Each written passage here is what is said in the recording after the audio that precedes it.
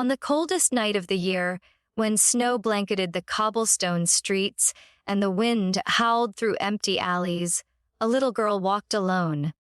Her name was Leela, and she carried a small bundle of matchsticks in her worn, red scarf. Her shoes were too big, hand-me-downs from her mother, and one had fallen off while running across the street to avoid a carriage. Her coat was thin and patched, and her fingers trembled from the cold. But Leela didn't cry. She had work to do. She had to sell matches. Matches? Warm matches? She called softly, but everyone was too busy rushing home, their arms full of gifts and warm bread. No one stopped for the little girl with golden curls and rosy cheeks, not even to offer a smile. As night fell and the street lamps flickered on, Leela found herself too afraid to go home. She hadn't sold a single match, and she knew her stepmother would be angry.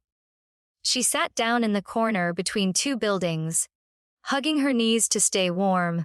"I'll light just one match," she whispered to herself. "Just one to warm my fingers." Fessest. A tiny flame burst to life, dancing in the dark like a fire fairy. In the glow, Leela didn't see bricks or snow.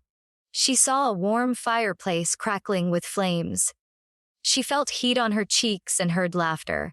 She reached out to touch it, but the flame fizzled out, and the vision vanished with it.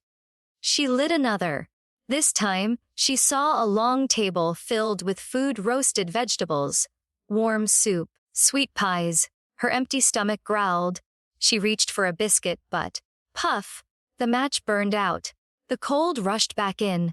Leela struck a third match. Now, she saw a magnificent Christmas tree with glittering lights, ribbons, and ornaments.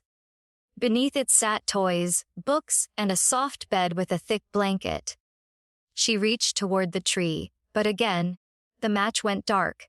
Her heart ached, not from hunger or cold, but from the fading joy that the matches gave her. She hesitated, then struck one more match. This time, she gasped.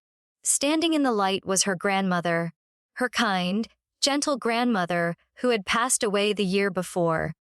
She looked just as Leela remembered, warm eyes, soft hands, and a loving smile.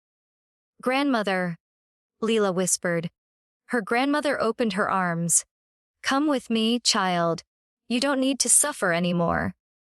But Leela knew that once the match burned out, her grandmother would vanish too. So, she quickly struck another, and another, and another, until her fingers glowed with the light of hope. She didn't want the vision to end. In the early hours of the morning, a kind baker found her curled up in the corner, surrounded by spent matchsticks. He gently lifted her into his arms, tears in his eyes. "Poor little one," he said. "You should never have been left alone." Though Leela had gone to a place where cold, hunger, and loneliness could never reach her again, her story touched every heart in town. People brought food and warm clothes to the poor. No child was left alone again on a cold winter night. And on every New Year's Eve, townsfolk lit a single match outside their homes in memory of the little girl who reminded them what kindness truly meant. Moral of the story is that even in darkness, a spark of love can shine the brightest. Never ignore the quiet needs around you. Small acts of kindness can change the world.